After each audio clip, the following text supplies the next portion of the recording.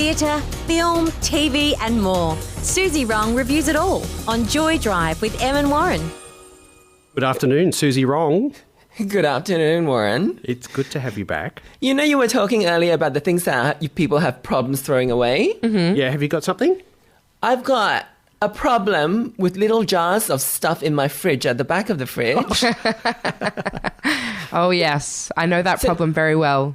Do you have tips or tricks on how to do the mental acrobatics and get over that problem and just throw them out? We're going to find out later this hour the whole science behind what stops us from throwing things out. Is there anything growing in them, Suzy? I haven't checked. I think that's making the problem worse because in my head it's a really horrible situation back there. Yes, and it's almost like avoidance means it's not there. Yeah. I love it. And there's all this stuff that's like half recyclable and half not recyclable. So you've got to like dig in. Yeah. Like your hands have to go in there. You could use a spoon hard. or something. Oh, it'll be gloves and masks, I think. Now, Suzy, we are talking about The Staircase, which is streaming on Binge by HBO. Tell us about it. Kathleen was found dead at the bottom of the staircase at home 21 years ago in suburban America. The circumstances seemed highly suspicious and mysterious, but although none of the evidence is conclusive, the authorities are determined to prosecute her husband, Michael, for her murder. The new series, The Staircase, starring Colin Firth and Toni Collette, now streaming on Binge, is based on a sensational true story. Some may have already seen the Netflix docuseries of the same name dealing with the same story, but this new dramatized version takes the story much further. We find out all that has happened after the documentary was completed, and it is in fact the details that have emerged since that are freakishly unbelievable. Truth is indeed stranger than fiction. It is noteworthy that part of this 2-decade saga involves the characterization of Michael as a philandering bisexual man and his sexuality as being somehow a reasonable motive for murder. In initial episodes, we see how the state was able to convince the jury that his secret sex life was so repugnant that it connects directly with Kathleen's death. The manipulation of people's prejudicial attitudes can be viewed as homophobia in action. Even Kathleen's daughters are turned against Michael upon the revelations about his bisexuality. The Staircase is a very well-written and very well-directed series. It is inventive and clever, and even if you're familiar with the case, there is a lot to be captivated by. The storytelling is tense and surprising, and I love that it doesn't underestimate the audience's intelligence, trusting that we are smart and curious enough to want to piece things together ourselves. Emma Warren, I hope you're enjoying The Staircase. Suzy, I'm not going to lie to you. I haven't really been enjoying it. Why? I don't know. I think, you know what it is? I am a true crime person. I love true crime. I watch like a lot of prison documentaries. I watch a lot of true crime documentaries, and I'm across The Staircase case. Like I know the way that it's going to end, which is that there's not really an ending. You know, that's just, it is what it is at this point. And so I find it really frustrating to sit through 6 hours of a show only to know that I'm not going to be satisfied. Like if it was somehow like fictionalized and then there was like more of a definite ending. I don't know. I think I'm just annoyed with the case, not necessarily the show. You know what I mean? So you had known all the stuff that had come after the documentary. Yes. So like I did a lot of reading after I watched the documentary.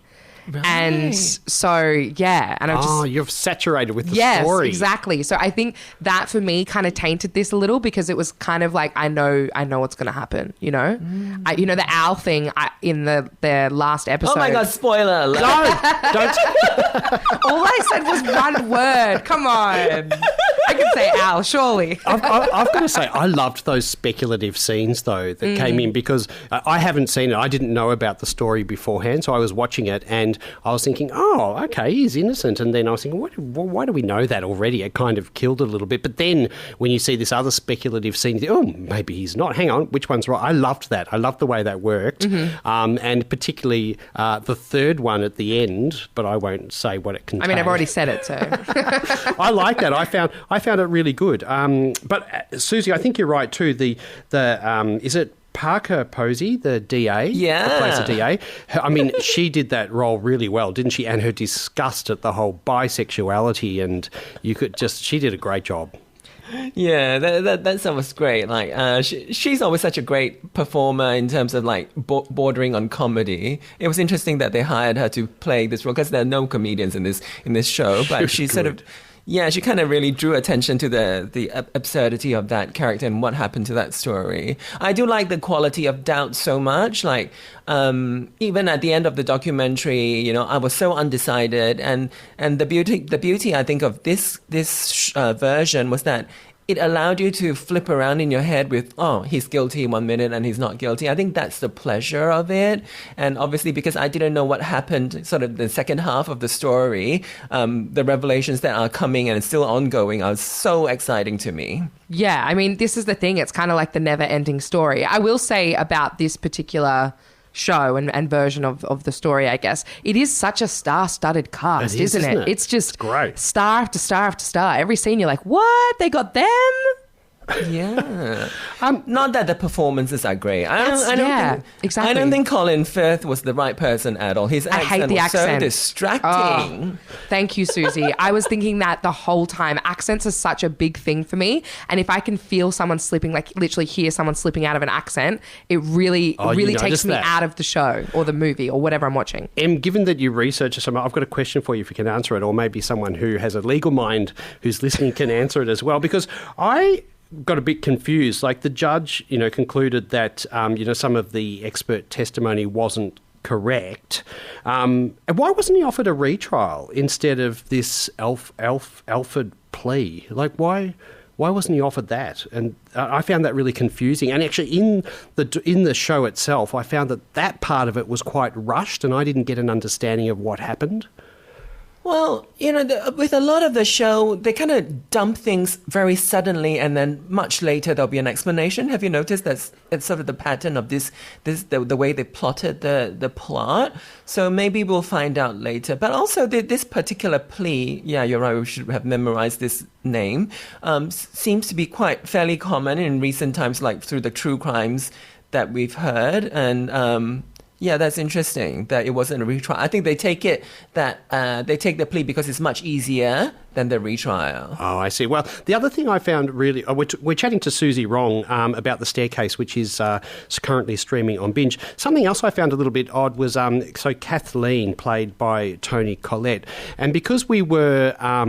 we didn't necessarily know whether he was guilty or not guilty, and all these different scenarios were thrown in spontaneously throughout the series.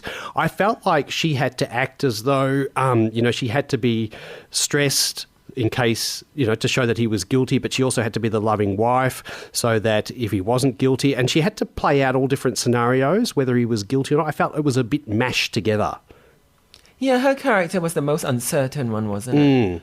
Yeah, because sort of catering for every scenario. Yeah, obviously because she's dead now. The character's dead now. So all of it almost is fictional, even though we're watching a true crime. Because like you said, the word is speculative, I guess. So like, what does she look like if that explanation is right? What does she look like if the other explanation is right? So as an actor, I think it's sort of a thankless task. Obviously, she's very convincing in whatever she's portraying. But at the end, you kind of feel like, what did she do? You kind of don't Who have was she? Yeah, you don't have an understanding of who that character was. But I don't think it's sort of her fault. It's just the format of the storytelling. I enjoyed the scenes in prison and the whole prison dynamic and Colin Firth's character figuring out how to navigate that environment. I thought that was quite interesting. But that's, again, it's, something that personally is of interest to me. So I think overall, the thing that really bothered me was just how good the cast was and how kind of lackluster the whole thing was for... Didn't match up. Yeah.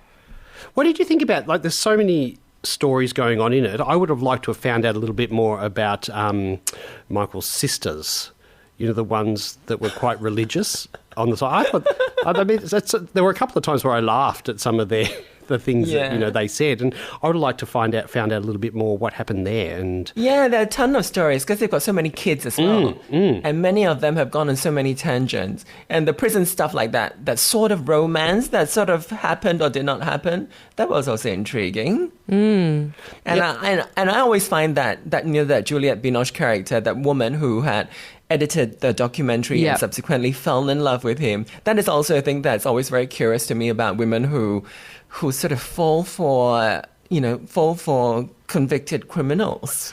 is that true? Did that really happen? Is that part of the true story? Yeah, it is. It is? Yep. They're not together anymore, but they were together after he was released. Because apparently also the documentary filming that goes on while you're watching this show was also critical in terms of what happened in the end. And I didn't necessarily see the criticality of it portrayed in this series. I think we've got 2 more episodes, so... Oh, is there 2 more? Oh, yeah. Oh my god! I thought it was I was really confused. I was like, I don't understand how this is the ending. Suzy, that makes a lot more sense. I'm a little less angry now. So is our homework the next 2 episodes? I'm sure you'll watch, right, just to find out how they're going to close the story up. Oh, so it's not closed. No, I don't think it's so much it's not the most important thing, like what actually happened, because, nobody knows for sure. But it is really interesting to know how, sort of, on a technical way, how they're going to close off the story, because the storytelling has been quite original, I thought, the way it jumps through across timelines here and there and everywhere. So it'd be interesting to see how they finish it off the next 2 weeks. That makes much more sense. You kept that one up your sleeve, Suzy. Suzy, what are we watching next week? Next week, we're looking at a new British series with horror, comedy, drama, romance, and social commentary, all combined into one delicious, fantastical show called The Baby, now streaming on Binge. The Baby on Binge. Fantastic, There were Suzy. so many things in there. I'm excited. I know, me too. When will we see you next? I'll see you next Tuesday. Thank See you then. Bye. Thanks, Suzy.